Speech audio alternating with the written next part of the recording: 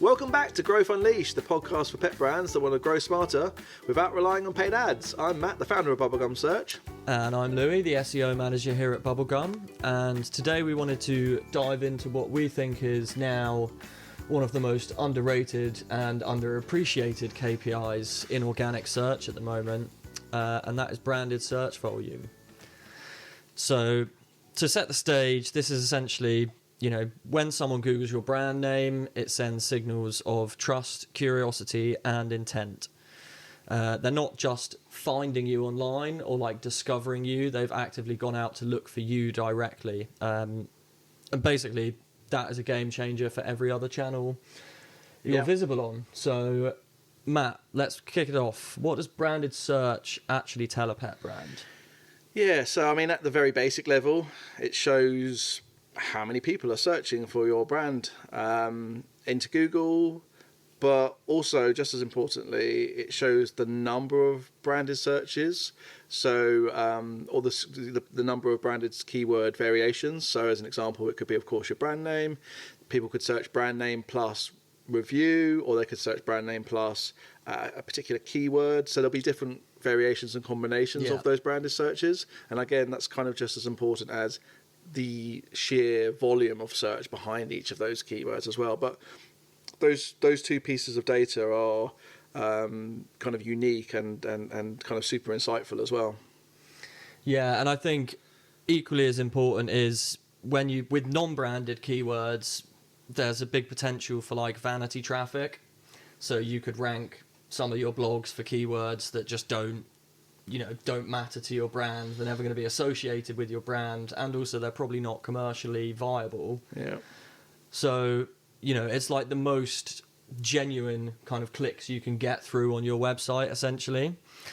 And it's not just about the demand that's there for your brand.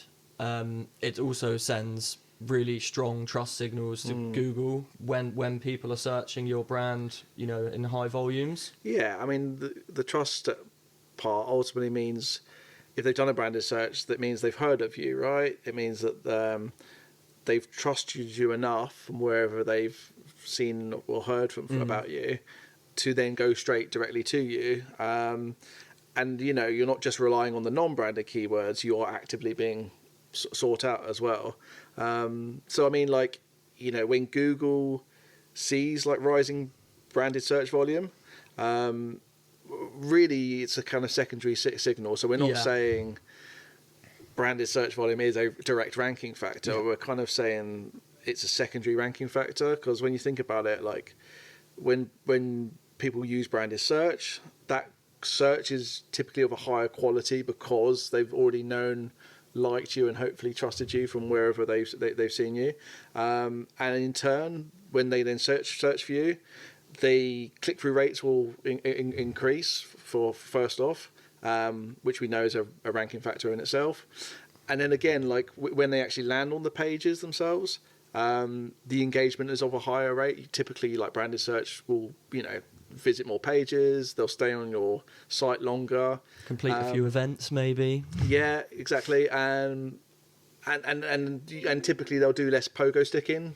Pogo sticking, for anyone that's not aware, is a situation where a user isn't satisfied for whatever reason, and then they'll click back to the search results and of course click a different search result as well. So when you eliminate those things, ultimately what you're doing is providing Google with all the good trust signals that we know that it uses in its ranking system. Okay.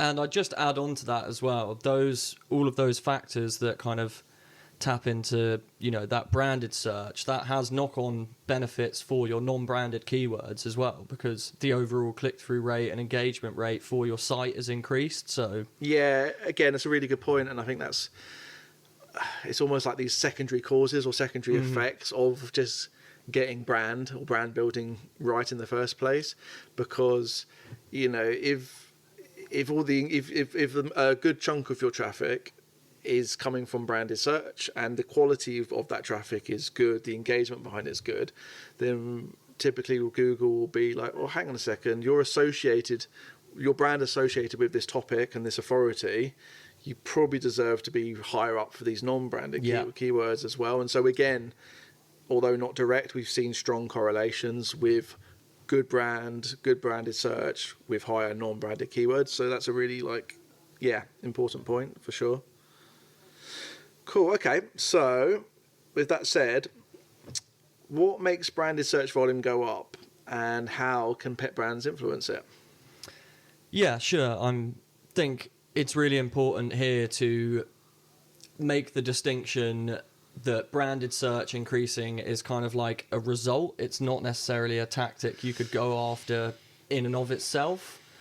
So ultimately, doing really good SEO, digital PR and content is what's going to result in increased branded search. So, digital PR wise, we're always talking about earning links and mentions naturally. The more places you are mentioned online, the more likely the audience is to go and search you, and then we know the result of that. Equally, influencers create discovery. We've already talked about being on, maybe product roundups, forums, all of that good stuff. But ultimately, the more you're kind of spreading yourself online, bad phrasing, the more visible you are online, the more likely it is to increase your branded search. And I'd also throw in there that good old content marketing is still good for this, because perfect. Some of those informational blogs, people still click on them, and equally, paid ads are still very effective for driving brand awareness. It's just you need to be careful, because you don't want to end up in essentially a paid ads trap where your visibility is purely reliant on running the ads. The most effective tactic would be to supplement your kind of organic brand visibility with also running ads. Yeah, definitely. Every media mention, or whether it be like a review or perhaps even like a podcast feature, it just creates another reason for people to Google, to be Googling you, and to be, increasing branded search as well. It's really brand building over time, and of course, it's not something that just happens overnight, as we say. Yeah, I know we go on about it a lot, but organic visibility really is a kind of compounding snowball effect. The more people search for you, the more you show up. The more you show up, the more engagement you're getting. The more engagement you're getting, the bigger your brand gets. Yeah. And the bigger your brand gets, the more searches your brand gets. So it's kind of, it all kind of rolls into this one effect. That's really powerful. The only real downside is just simply that leap of faith that you have, that it just does take time. There's no way around that. Of course, higher budgets can speed up that process, but it's very, very, very rare that anyone goes on this kind of organic path, this earned media path, and maybe sets up their own podcast or their own YouTube channel, or does a load of paid advertising, social, or whatever it might be, to create that demand or digital PR. But then suddenly, within a few weeks, all our brand search went sky high. It just takes time for people to discover you, to like you, to know you, to trust you. But then you get like this almost hockey curve growth effect after, certainly 9 months, a year, 2 years, 3 years. It just keeps kind of exponentially going up, and that's the beauty of it. But the time and the investment required to get there can be a sticking point, but that's what we encourage ultimately, isn't it? It's it's kind of the seeing through, having that faith, and and seeing through that, and just seeing it as an investment, for the future. That's exactly what it is.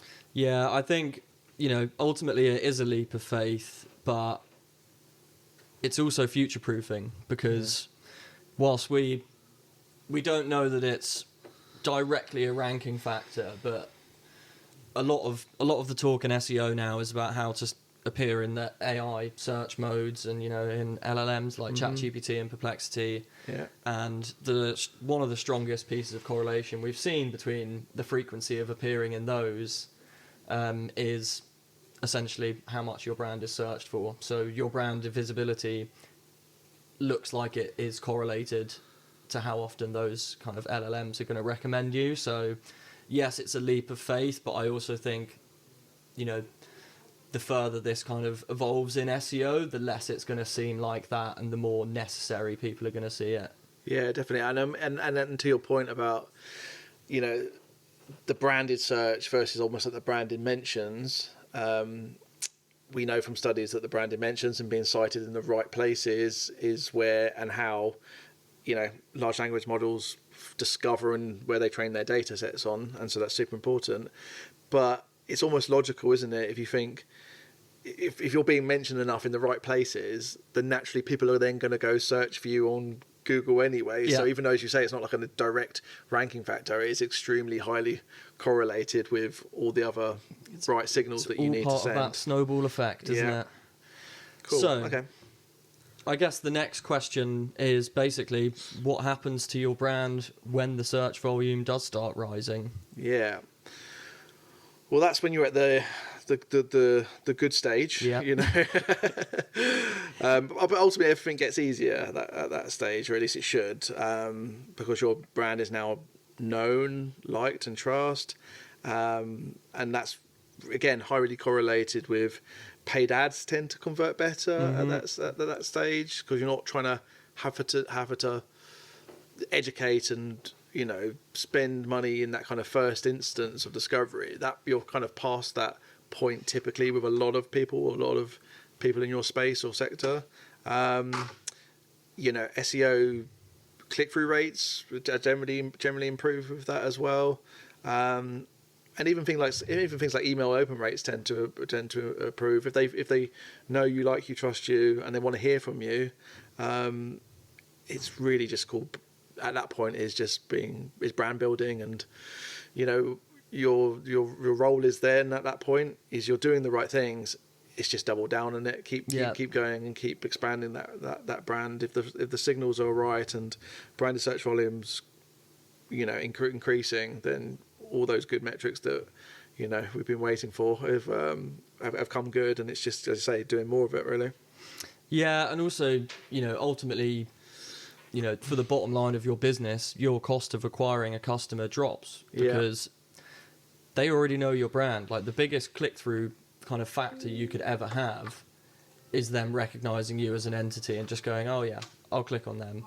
So yeah, again, coming back to this leap of faith, like, it's not quite as easy to see the ROI on all of this work as it is, say, on a big paid ads campaign. But down the line, what it does for your conversion rates, what it does for your, you know, just general trustworthiness is huge. Yeah, definitely. I mean, ultimately, look, if no one's searching for your brand, you don't really have a brand. You just like have a product, and if you just have a product, you can just be seen as a commodity, and a commodity is just a race to the bottom, you know. Yeah. So, and of course, that's not what we want. So as a final takeaway, I think I'd kind of leave you with branded search is like the heartbeat of a healthy brand. Basically, if it's growing, then your visibility is growing, the trust in your website is growing, and the demand for your service is growing. Also, along with that, your cost per customer drops. Yeah, perfect. And you know, the other thing I'd add is, look, if your branded search is low, you've got some brand building work to be done, right? So, and that's, you know, that's regardless of how good your website is, or how it functions, or how pretty it might be, or even how well your ads might be performing as well.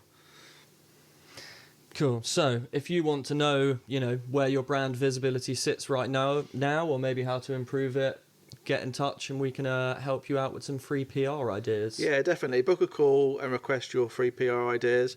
And look, if this episode's helped and it's also made you think a little bit differently about how different demand generation can work, then as always, subscribe and hit the like button. I will share it with anyone else that might find it useful. And I think that's it for now.